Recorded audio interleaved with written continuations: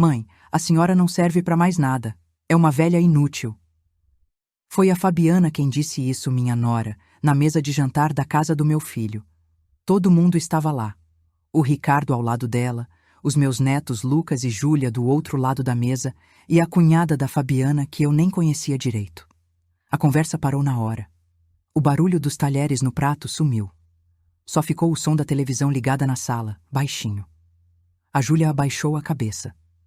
O Lucas olhou para o celular. Ninguém falou nada. A Fabiana cruzou os braços e me olhou de cima, com aquele sorrisinho de canto de boca. O Ricardo desviou o olhar para a janela. Eu não respondi. Respirei fundo, limpei a boca no guardanapo que eu mesma bordei anos atrás e levantei da cadeira. Sabe quando você sente que tudo dentro de você quer gritar, mas a única coisa que sai é silêncio? Foi isso. Peguei minha bolsa e saí sem olhar para trás. 30 anos. 30 anos criando o Ricardo sozinha depois que o pai dele morreu.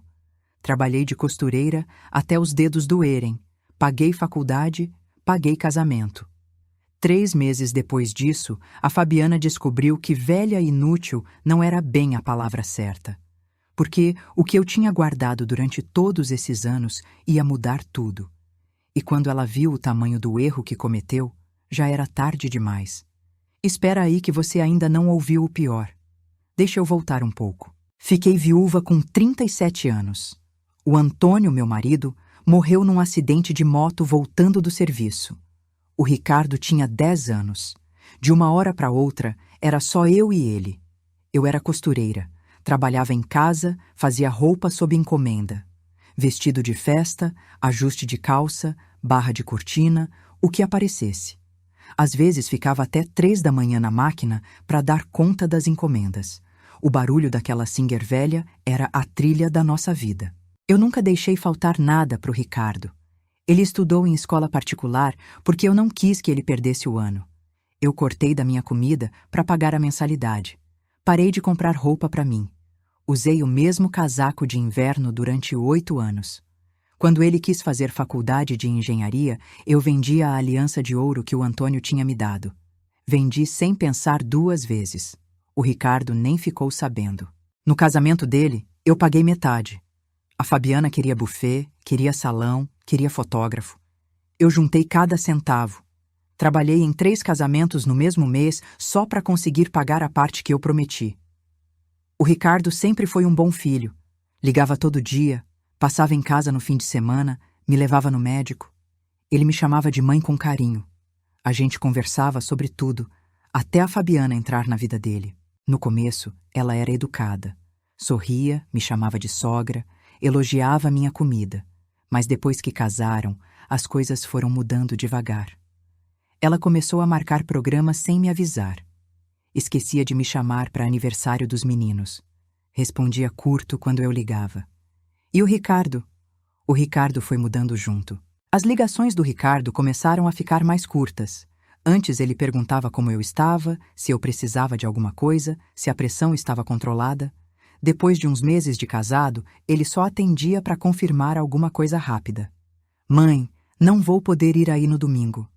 Mãe, a Fabiana marcou um compromisso. Mãe, depois a gente conversa, tô ocupado. Eu entendia. Ele tinha a vida dele, a família dele. Mas doía um pouco quando ele desligava antes de eu terminar de falar. Um dia eu liguei para avisar que ia fazer o bolo de fubá que ele sempre gostou. Era aniversário dele. Ele disse que a Fabiana já tinha encomendado o bolo na confeitaria. Eu perguntei se podia levar o meu mesmo assim. Ele ficou em silêncio por uns segundos e disse que não precisava, que ia ter muita coisa já. No dia do aniversário, eu fui mesmo assim. Levei o bolo. Quando cheguei, a Fabiana olhou para a caixa na minha mão e disse: "Ah, sogra, não precisava", mas não pegou. Deixou em cima do balcão da cozinha. No final da festa, o bolo ainda estava lá, fechado. Ninguém tocou. Eu levei ele de volta para casa. Depois disso, eles pararam de me avisar das coisas. Descobri que o Lucas tinha passado de ano porque a vizinha comentou. Descobri que a Júlia tinha ganhado uma medalha na escola porque vi a foto no Facebook. Ninguém me ligou para contar. Quando eu perguntava, o Ricardo dizia que esqueceu. A Fabiana dizia que achou que ele já tinha me avisado. Eu comecei a sentir que estava sobrando. No Natal daquele ano, eles fizeram ceia na casa da mãe da Fabiana. Eu só fiquei sabendo no dia 23, quando liguei para perguntar que horas era o jantar. O Ricardo ficou sem graça. Disse que a Fabiana tinha combinado lá com a família dela, mas que eu podia ir também se quisesse. Eu não fui. Passei o Natal sozinha. No ano seguinte fizeram churrasco de Ano Novo e não me chamaram. Eu vi as fotos no Instagram do Ricardo. Todo mundo rindo, os meninos brincando na piscina, a Fabiana com um vestido novo. Eu comecei a anotar as datas na minha cabeça. Não era proposital. Eu só lembrava. As visitas deles na minha casa pararam. Antes o Ricardo passava pelo menos uma vez por semana.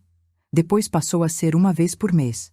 Depois a cada 2 meses. Sempre com pressa, sempre com desculpa para ir embora logo. A Fabiana nunca mais veio. Quando eu ia na casa deles, ela ficava no quarto. Ou saía, ou fingia que estava ocupada.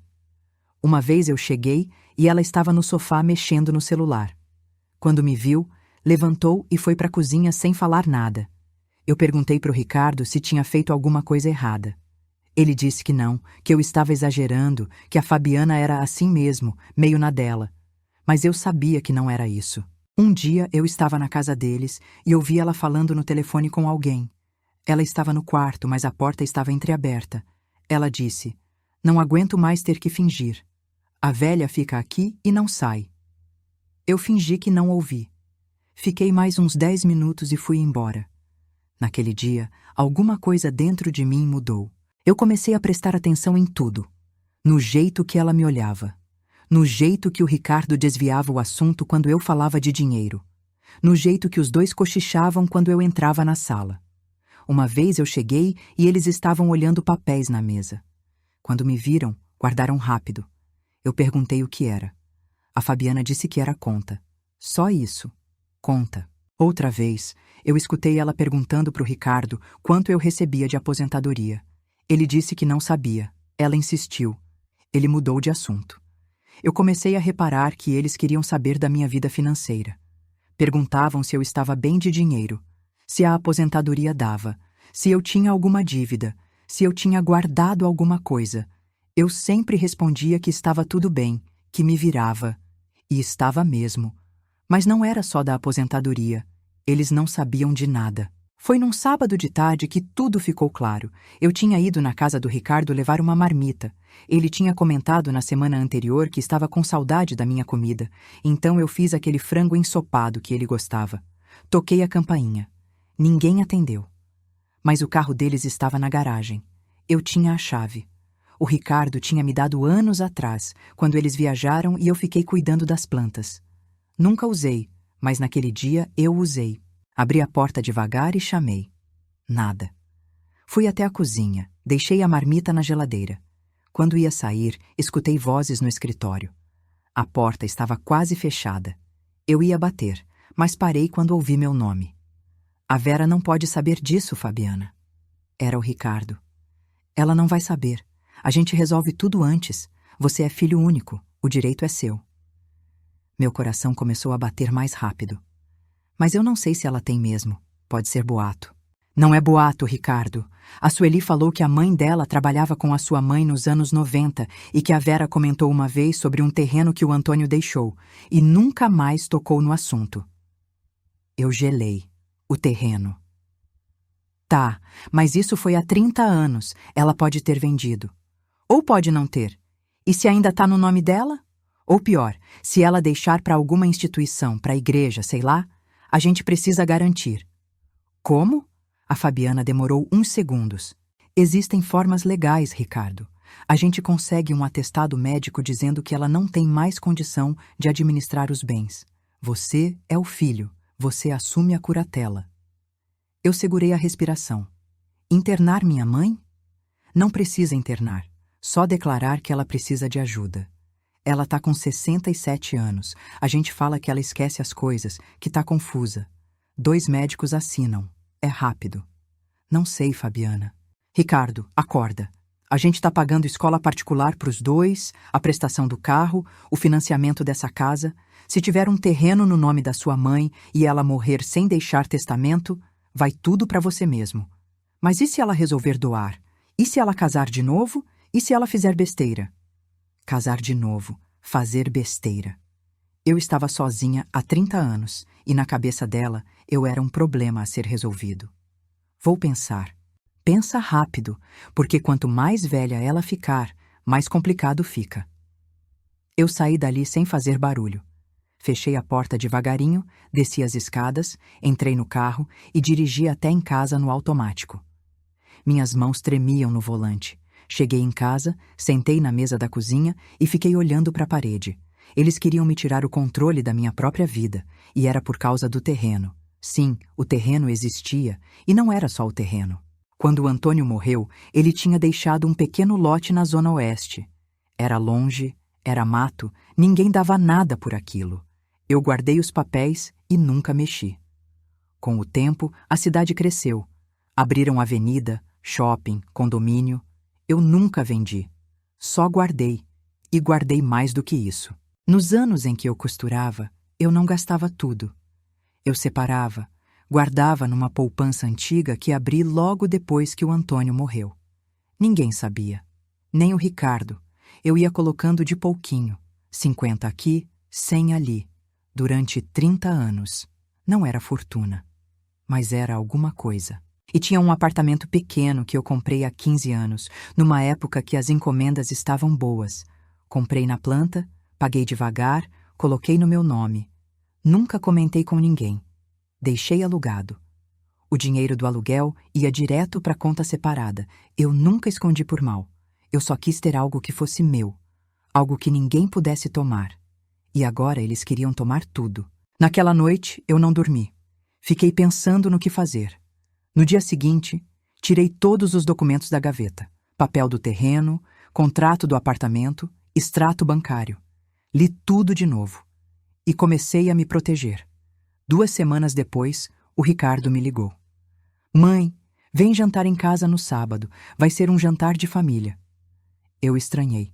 Fazia meses que eles não me chamavam para nada. Mas eu disse que ia. Alguma coisa me dizia que eu precisava estar lá. Cheguei às 7 da noite. A mesa estava posta. Tinha o Lucas, a Júlia, a Fabiana, o Ricardo e a Patrícia, que era cunhada da Fabiana. Ela tinha acabado de chegar de Curitiba e estava hospedada na casa deles. A Fabiana me cumprimentou seca.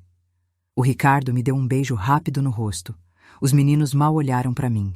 Sentei na ponta da mesa. A conversa girava em torno da Patrícia, da viagem dela, do emprego novo. Eu tentava entrar no assunto, mas ninguém me dava corda. No meio do jantar, a Fabiana olhou para o Ricardo e disse: Amor, você contou para sua mãe? Ele ficou tenso. Contar o quê? Perguntei. Que a gente está pensando em comprar uma casa maior, mas está difícil, né? As coisas tão caras. A gente está no aperto. Eu não respondi. Continuei comendo. E a senhora, sogra, como é que tá a aposentadoria? Dá para viver bem? Dá, eu disse. Só da aposentadoria? Eu olhei para ela. Só. Ela trocou um olhar com o Ricardo. É que a gente estava pensando aqui. A senhora mora sozinha naquela casa grande, paga a conta sozinha, se vira sozinha. A gente podia te ajudar, sabe? A senhora podia vir morar com a gente. Ia ser melhor para todo mundo. Eu tô bem na minha casa, respondi. Mas a senhora não tá ficando mais nova, né? E se acontece alguma coisa? E se a senhora cai? Quem vai saber? O Ricardo não falava nada, só olhava para o prato. A Fabiana tem razão, vó. A senhora devia vir morar aqui com a gente, disse a Júlia, mas sem olhar para mim. Eu não quero, eu disse firme. A Fabiana soltou um riso curto. Ai, sogra, a senhora é teimosa, viu? A gente só tá tentando ajudar. Mas parece que a senhora não aceita ajuda de ninguém. Eu não preciso de ajuda. Precisa sim. A senhora só não enxerga. O clima ficou pesado. A Patrícia olhava de um lado para o outro, sem saber onde enfiar a cara. O Lucas mexia no celular. A Júlia empurrava a comida no prato. Foi aí que a Fabiana se inclinou na cadeira e falou, olhando para Patrícia como se eu não estivesse ali. É complicado, né, Patrícia? A gente tenta, mas tem gente que não entende. Chega uma idade que a pessoa não serve para mais nada. E então ela virou para mim. Mãe, a senhora não serve para mais nada. É uma velha inútil. O silêncio caiu como uma pedra. A Júlia abaixou a cabeça. O Lucas parou de mexer no celular, mas não levantou os olhos. A Patrícia ficou sem reação. O Ricardo olhou para a janela. A Fabiana cruzou os braços e me encarou. Tinha um sorrisinho de canto de boca, como quem tinha acabado de marcar ponto. Eu respirei fundo. Senti o peito apertar, a garganta fechar. Mas não ia dar para ela o gosto de me ver chorar. Limpei a boca no guardanaço, aquele que eu mesma tinha bordado e dado de presente para Fabiana no primeiro Natal deles. Levantei da cadeira devagar, peguei a bolsa. Com licença, eu disse. E saí. Ninguém me seguiu. Ninguém me chamou. Ninguém pediu desculpa. Entrei no carro, fechei a porta e deixei as lágrimas caírem. Cheguei em casa e fui direto pro quarto. Sentei na beira da cama e deixei tudo sair. Chorei até não ter mais lágrima. Chorei pela humilhação. Chorei pelo Ricardo que não me defendeu. Chorei pelos netos que ficaram quietos. Chorei por mim, que dei 30 anos da minha vida para criar um filho que agora me tratava como um peso. Velha, inútil. As palavras ficaram martelando na minha cabeça a noite inteira. Não consegui dormir. Fiquei olhando para o teto, repassando tudo. Cada sacrifício. Cada noite acordada costurando. Cada conta que eu paguei sozinha. A aliança que eu vendi. O casaco que eu usei durante 8 anos. O bolo que ninguém tocou. Quando o sol nasceu, eu ainda estava acordada. Levantei, tomei banho, fiz café. Sentei na mesa da cozinha com a xícara na mão e olhei em volta. A casa estava vazia. Sempre esteve. Mas naquele dia, o silêncio pesava diferente. E foi aí que alguma coisa dentro de mim mudou. Eu não ia mais chorar. Não ia mais aceitar. E não ia mais ficar quieta. Levantei da mesa, fui até o quarto e abri o guarda-roupa. No fundo, atrás das caixas de sapato velhas, tinha uma pasta de documentos que eu guardava desde que o Antônio morreu. Coloquei tudo em cima da cama. Primeiro peguei a escritura do terreno. Era um lote de 400 metros quadrados na zona oeste. Quando o Antônio comprou, aquilo era mato. Hoje em dia tem condomínio fechado do lado, shopping a 3 quarteirões e metrô a 10 minutos. Eu nunca vendi porque nunca precisei. Mas eu sabia que aquilo valia. Eu tinha visto os anúncios dos lotes vizinhos. Estava valendo mais de R$500 mil. Depois peguei o contrato do apartamento. 2 quartos no bairro da Vila Prudente. Comprei há 15 anos, na planta, pagando devagar. Coloquei no meu nome e nunca comentei com ninguém. Hoje estava alugado para um casal de professores. O aluguel entrava direto na minha conta separada. E então peguei os extratos bancários. Eu tinha 3 contas. A primeira era a que todo mundo sabia, onde caía a aposentadoria. A segunda era a poupança velha que eu abri logo depois que fiquei viúva. A terceira era uma conta digital que eu abri fazia 5 anos, quando uma cliente me ensinou. Na poupança velha tinha R$180 mil. 30 anos juntando aos poucos. 50 aqui, 100 ali. Nunca tirei nada. Só coloquei. Na conta digital, tinha o dinheiro do aluguel do apartamento acumulado. Mais uns 60 mil. No total, somando o terreno, o apartamento e o dinheiro nas contas, eu tinha mais de R$1 milhão. 1 milhão. E o Ricardo não sabia de nada. A Fabiana achava que eu era uma velha pobre vivendo de aposentadoria. Sentei na cama olhando para tudo aquilo espalhado na colcha. Eles queriam me declarar incapaz. Queriam tomar o controle dos meus bens, queriam me tratar como um estorvo e achavam que eu não tinha nada a perder. Mas eu tinha. E agora eu ia proteger. Fui até a gaveta da cômoda e peguei um caderno velho. Comecei a anotar tudo. Cada coisa que eu lembrava. Cada data. Cada situação. O Natal que eu passei sozinha. O aniversário do Ricardo que eu não fui chamada. O bolo que ninguém tocou. A conversa que eu ouvi no escritório. A frase que a Fabiana disse no telefone. A humilhação no jantar. Anotei tudo. Nome, data, o que aconteceu, quem estava presente. Depois, organizei os documentos. Separei cópias de tudo. Coloquei numa pasta limpa. Escritura do terreno, contrato do apartamento, extratos bancários dos últimos 6 meses, comprovante de pagamento do IPTU, comprovante de recebimento do aluguel, tudo autenticado, tudo no meu nome, tudo em ordem. Liguei para o banco e pedi um relatório completo das 3 contas. A atendente perguntou se eu queria ir até a agência ou se podia enviar por e-mail. Eu disse que queria os 2. Ela marcou para segunda-feira de manhã. Depois liguei para a imobiliária que administrava o aluguel do apartamento. Pedi um extrato dos últimos 5 anos. A moça disse que ia preparar e que eu podia buscar na semana seguinte. Eu estava me organizando. Mas não era só isso. Eu precisava me proteger também. Peguei o celular e liguei para a doutora Sônia, a médica que me atendia há mais de 15 anos. Marquei consulta para terça-feira. Ia pedir um atestado de sanidade. Ia deixar registrado que eu estava lúcida, que eu tinha consciência, que eu tinha capacidade. Não ia dar chance para eles inventarem que eu estava confusa. Também liguei para o cartório e perguntei sobre testamento. A moça explicou que eu podia fazer um testamento público, registrado, que ficava arquivado lá. Ninguém podia mexer. Marquei horário para sexta-feira. Passei o domingo inteiro organizando. Na segunda de manhã, fui no banco. Sentei com o gerente, o seu Mário, que me atendia desde que abri a primeira conta. Expliquei a situação. Ele ficou sério. A senhora quer bloquear o acesso de terceiros? Quero. E quero deixar registrado que sou eu quem administra tudo, sozinha. Ele preparou os documentos. Assinei tudo. Levei cópia. Na terça, fui na doutora Sônia. Ela me examinou, conversou comigo e fez um relatório médico completo. No final, ela escreveu: paciente lúcida, orientada, com plena capacidade de discernimento e autonomia para gerir sua vida e seus bens.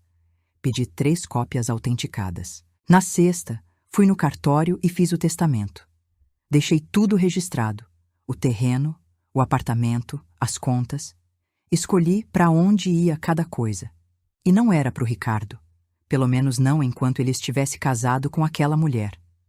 Voltei para casa com todos os papéis organizados, guardados numa pasta nova, trancados numa gaveta. E então esperei. Porque eu sabia que eles iam tentar alguma coisa. E quando tentassem, eu ia estar pronta. Na quarta-feira seguinte, eu estava na sala quando tocou o telefone. Era o Ricardo. Mãe, a gente precisa conversar. Sobre o quê? Sobre a senhora. A gente está preocupado. A Fabiana comentou que a senhora anda esquecida, confusa. A gente acha que a senhora precisa de ajuda. Esquecida. Confusa. Exatamente o que eu tinha ouvido naquela conversa no escritório. Eu não tô esquecida de nada, Ricardo. Mãe, não fica brava. É só uma consulta. A gente marca com um médico e... Eu já fui no médico, tô bem. Ele ficou em silêncio por uns segundos. Então tá. A gente conversa depois. E desligou.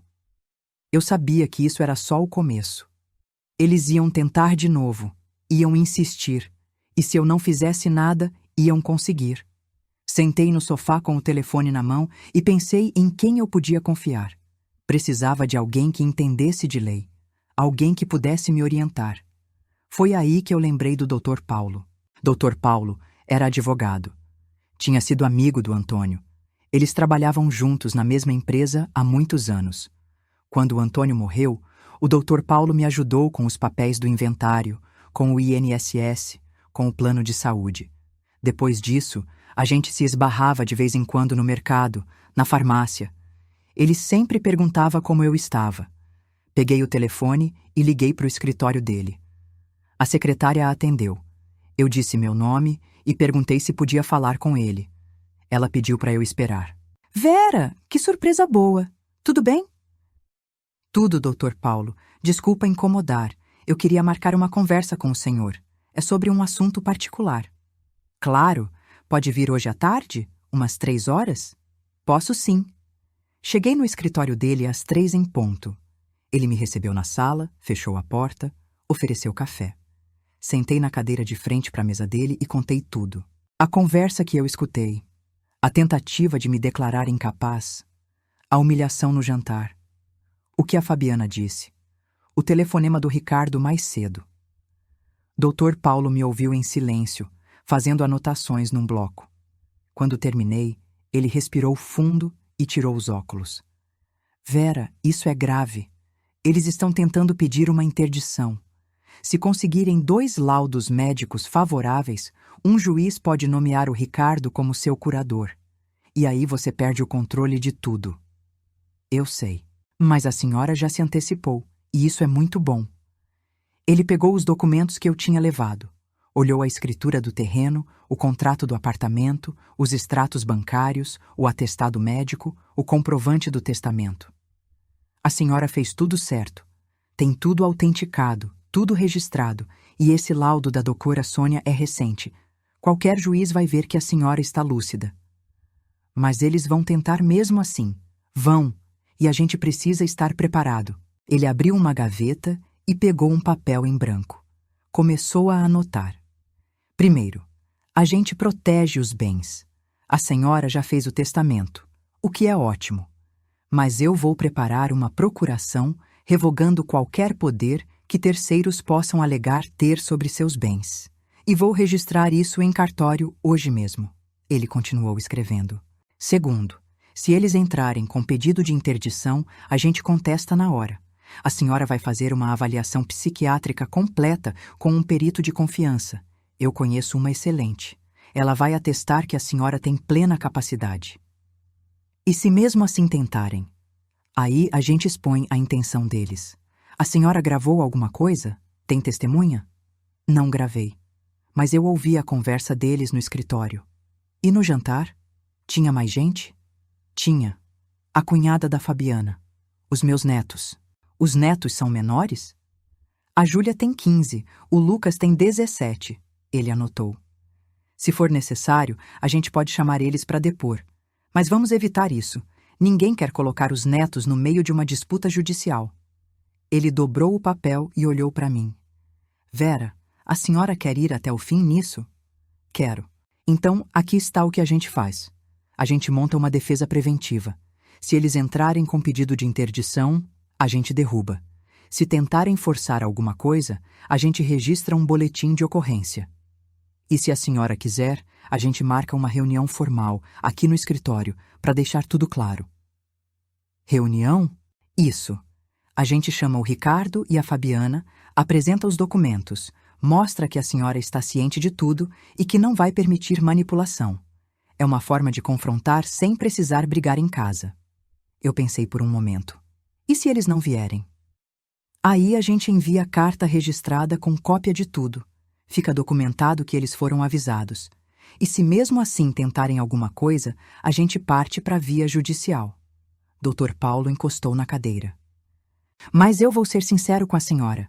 O melhor caminho é o confronto direto. A senhora chamar eles, olhar nos olhos e deixar claro que sabe de tudo.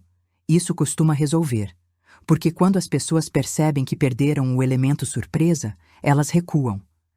Eu sabia que ele estava certo. Então marca a reunião. Tem certeza? Tenho. Ele pegou o telefone. Vou ligar para o Ricardo agora e avisar que preciso falar com ele sobre um assunto da senhora. Não vou dar detalhes, só vou marcar. Pode ser sexta que vem? Pode. Ele discou. Esperou. O Ricardo atendeu.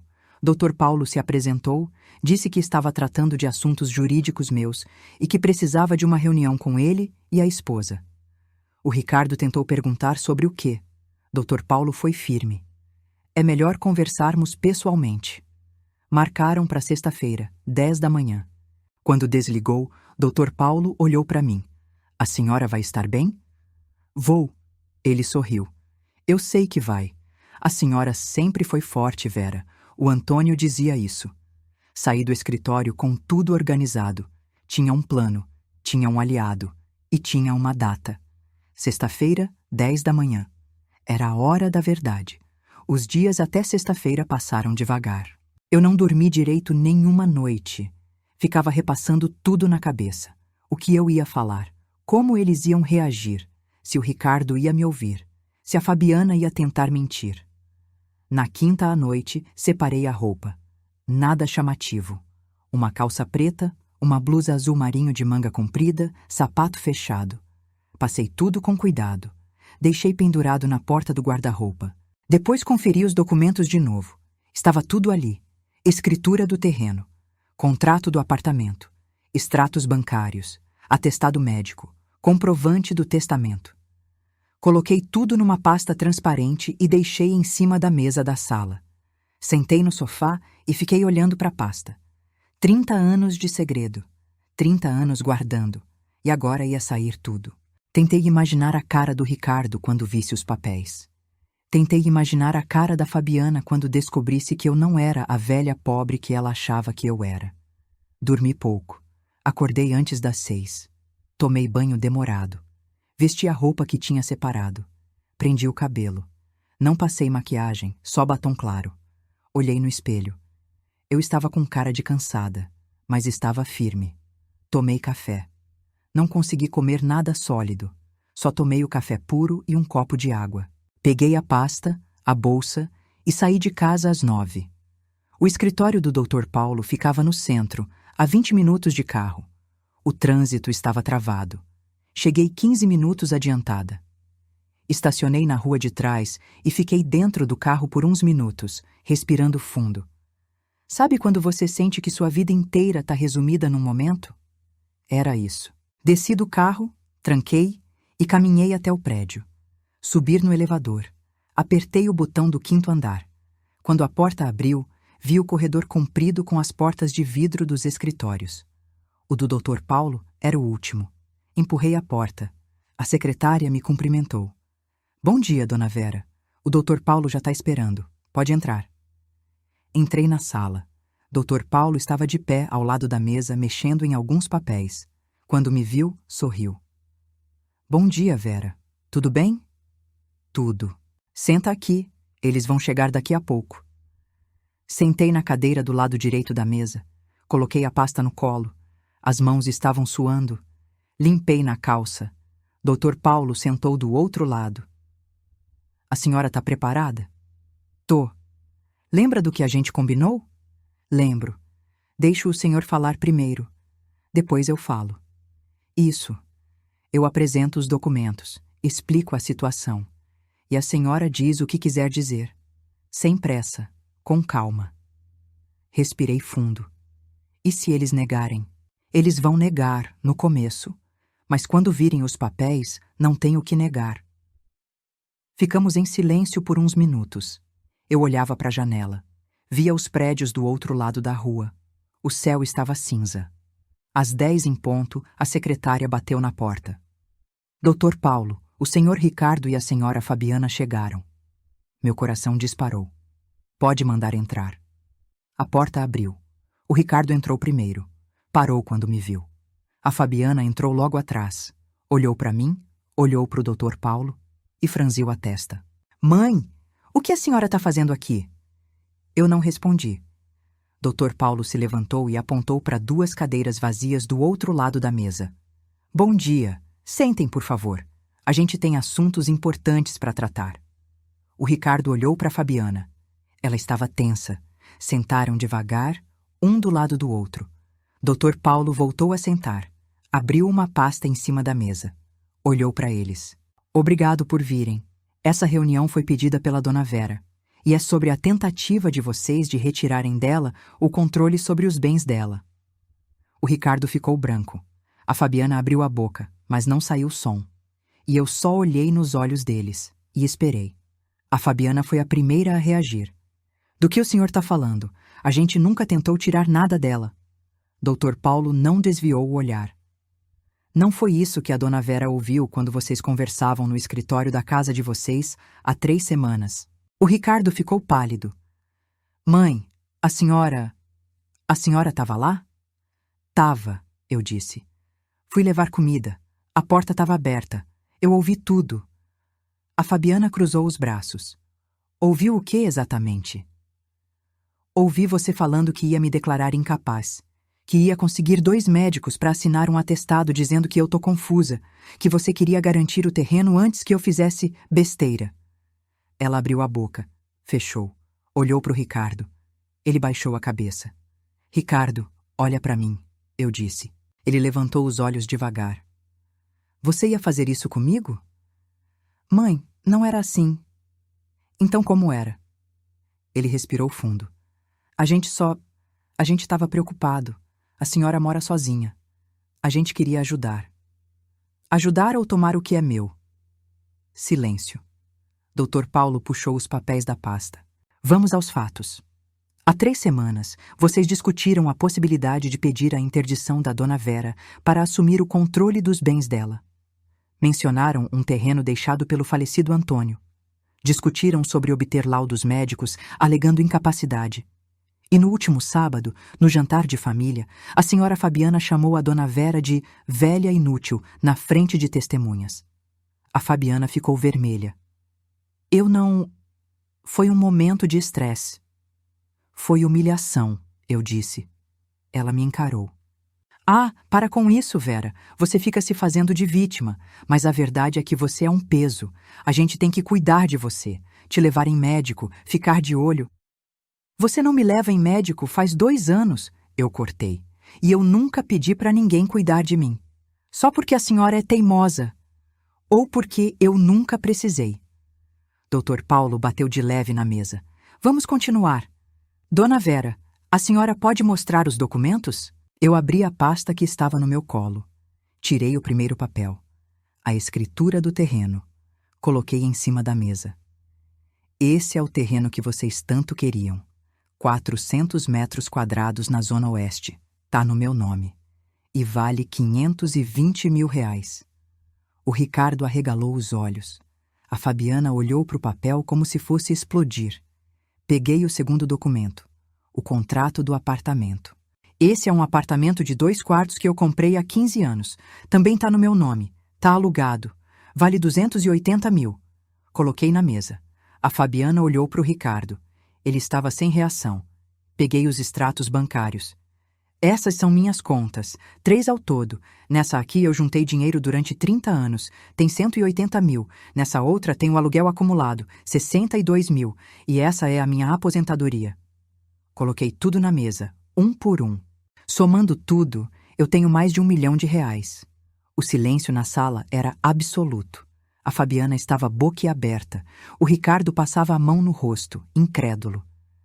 Mãe, eu não sabia... Você não sabia porque eu nunca contei. Mas não era da sua conta. Era da minha.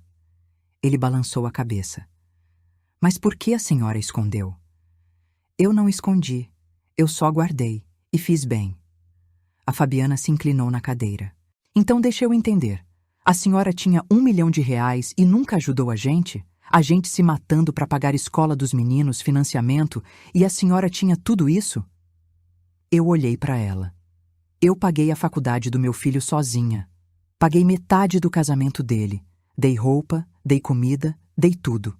E você acha que eu tenho obrigação de pagar a vida de vocês?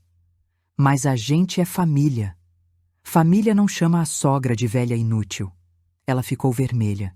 Família não tenta roubar, eu continuei. Família não humilha. Família não esquece. Vocês me esqueceram. Me deixaram de lado. E agora querem o meu dinheiro? Ricardo colocou a mão na cabeça. Mãe, eu sinto muito. Eu não sabia que ia chegar nesse ponto. Você sabia, Ricardo.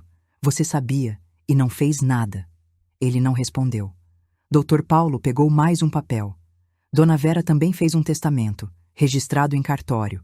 E no momento, o Ricardo não é beneficiário de nenhum dos bens. A Fabiana deu um pulo na cadeira. Como assim? Ela tem todo o direito de dispor dos bens dela como quiser, e ela decidiu deixar para instituições de caridade. Isso é absurdo. Isso é legal, Dr. Paulo respondeu firme. E mais, ela tem um atestado médico recente que comprova plena capacidade mental. Qualquer tentativa de interdição será contestada e rejeitada. A Fabiana olhou para o Ricardo. Fala alguma coisa. Ricardo ficou em silêncio por uns segundos. Então olhou para mim. Mãe, eu errei. Eu sei que errei. Mas a gente pode conversar sobre isso. A gente pode... Pode o quê, Ricardo? Fingir que nada aconteceu? Fingir que você não ia me tirar o controle da minha própria vida? Eu não ia deixar acontecer. Mas você também não impediu. Ele abaixou a cabeça. Eu levantei da cadeira. Eu vim aqui hoje para deixar uma coisa clara. Eu não sou velha inútil. Eu sou dona da minha vida, dos meus bens, das minhas decisões, e vocês não vão tirar isso de mim. Olhei para Fabiana. Você me humilhou. Me tratou como lixo. Me fez sentir pequena. Mas eu nunca fui pequena. Eu sempre fui maior do que você imaginou. Ela desviou o olhar. Olhei para o Ricardo. E você, meu filho? Você me decepcionou. Você deixou ela fazer tudo isso. Você ficou quieto. E isso dói mais do que qualquer palavra que ela disse. Ele tinha lágrimas nos olhos. Mãe, me desculpa. Desculpa não apaga o que aconteceu. Respirei fundo. Eu não quero vocês perto de mim. Não agora. Talvez nunca mais. Vocês vão ter que viver sem o meu dinheiro e sem a minha presença. A Fabiana se levantou. Você não pode fazer isso. Os meninos precisam da avó.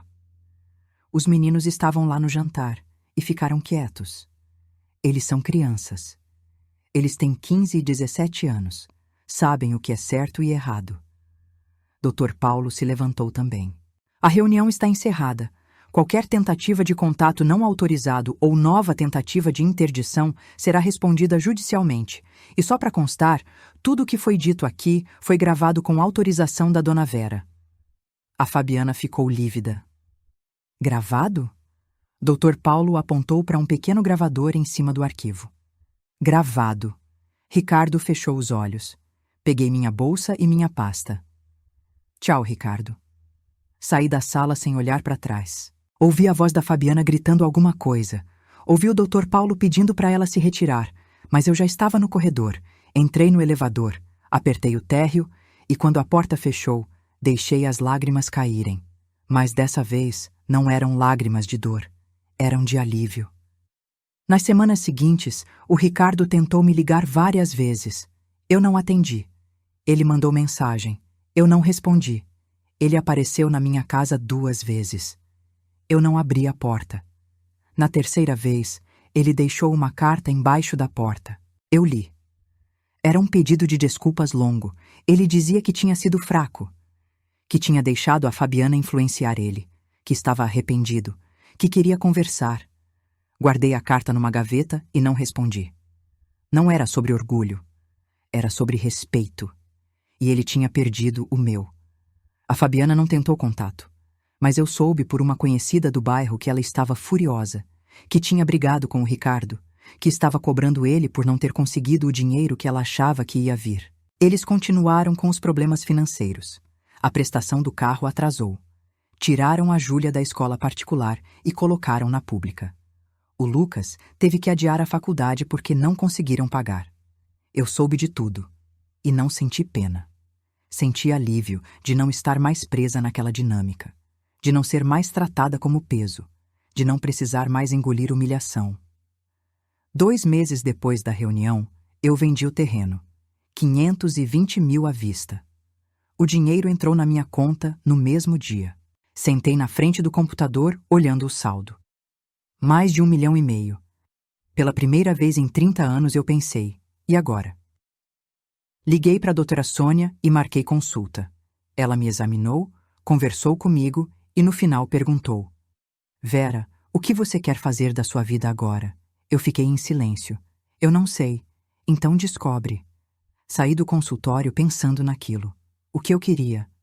Passei os últimos 30 anos trabalhando, juntando, me sacrificando. Criei meu filho. Paguei tudo. Guardei tudo. E agora, pela primeira vez, eu podia pensar em mim. Na semana seguinte, eu fiz uma coisa que nunca tinha feito na vida. Entrei numa agência de viagens. A moça me atendeu com um sorriso. A senhora quer viajar para onde? Não sei. Me mostra algum lugar bonito. Ela mostrou pacotes para praia, para serra, para fora do país. Eu olhei tudo e escolhi um cruzeiro de 15 dias pelo litoral da Europa. A senhora vai sozinha? Vou. Ela preparou tudo. Eu paguei à vista. Saí de lá com a passagem na mão e um sorriso no rosto. Liguei para o Dr. Paulo e contei. Ele riu. Aproveita, Vera, você merece. Eu viajei em outubro. 15 dias no mar. Conheci Portugal, Espanha, França, Itália. Comi comida boa, dormi em cama confortável, acordei sem pressa, conversei com gente do mundo inteiro. E pela primeira vez em muito tempo, eu me senti leve. Quando voltei, a casa parecia diferente, não tinha mudado. Ela não estava mais carregada. O silêncio não pesava, eu estava em paz. Decidi mudar algumas coisas. Vendi a casa onde eu morava. Era grande demais, cheia de memórias que eu não precisava mais carregar. Comprei um apartamento menor, num prédio com portaria, perto do parque. Lugar claro, com varanda, só meu. Fiz amizade com as vizinhas. Comecei a fazer caminhada de manhã. Entrei num grupo de artesanato da igreja. Voltei a costurar, mas dessa vez por prazer, não por necessidade. A vida seguiu. O Ricardo tentou contato mais algumas vezes. Mandou mensagem no meu aniversário, no Natal, no Ano Novo, sempre pedindo pra gente conversar. 6 meses depois do confronto, ele apareceu no meu prédio novo. Não sei como descobriu o endereço. O porteiro ligou avisando. Eu desci. Ele estava na portaria, de mãos vazias, olhos vermelhos. Mãe, por favor, eu só quero conversar. Eu olhei para ele. Vi o cansaço no rosto. Vi o arrependimento. Mas também lembrei de tudo. Ricardo, eu não tô pronta. Quando você vai estar? Não sei. Talvez nunca. Ele engoliu seco. Eu terminei com a Fabiana. Eu não esperava por isso. Terminei faz 1 mês. A gente brigava direto. Ela não aceitava que eu não conseguia o dinheiro. Ela não aceitava que a senhora me tirou da herança. No final, a gente não tinha mais nada para segurar o casamento. Eu não disse nada. Os meninos estão morando comigo? Eles perguntam de você. Senti um aperto no peito, mas respirei fundo. Eles também ficaram quietos, Ricardo. Eles eram crianças. Crianças sabem o que é certo. Ele baixou a cabeça. Eu sei que eu errei, mãe. Eu sei que fui covarde. E eu vou carregar isso pro resto da vida. Mas eu não quero perder você para sempre. Fiquei em silêncio. Eu não tô pedindo o seu dinheiro. Não tô pedindo nada. Só tô pedindo uma chance. Só tô pedindo para você não desistir de mim. Olhei nos olhos dele. Vi o menino de 10 anos que ficou sem pai. Vi o rapaz que se formou engenheiro. Vi o homem que me decepcionou. Eu preciso de tempo, Ricardo. Ele acenou com a cabeça. Eu espero, o tempo que for. Ele saiu. E eu fiquei ali, parada na portaria, pensando. Não sei se um dia eu vou perdoar completamente. Não sei se a gente vai voltar a ter a relação que a gente tinha. Talvez sim, talvez não. Mas eu sei uma coisa. Eu não sou mais aquela mulher que engolia tudo calada. Eu não sou mais aquela que se sacrificava sem limites. Eu não sou mais invisível. Eu sou a Vera. Tenho 68 anos. Tenho dinheiro, tenho saúde, tenho autonomia e tenho dignidade. E ninguém vai tirar isso de mim de novo. Se você está passando por alguma coisa parecida, se alguém na sua família está te tratando como peso, como estorvo, como invisível, escuta o que eu vou te dizer. Você não precisa aceitar. Você não precisa engolir. E você não precisa ficar quieta. Levanta, se organiza e se protege, porque a sua vida é sua e ninguém tem o direito de tomar isso de você. Se essa história te tocou, comenta aqui de qual cidade você está falando e fica comigo para os próximos vídeos que vão aparecer aí na tela. Alguém pode precisar ouvir isso hoje.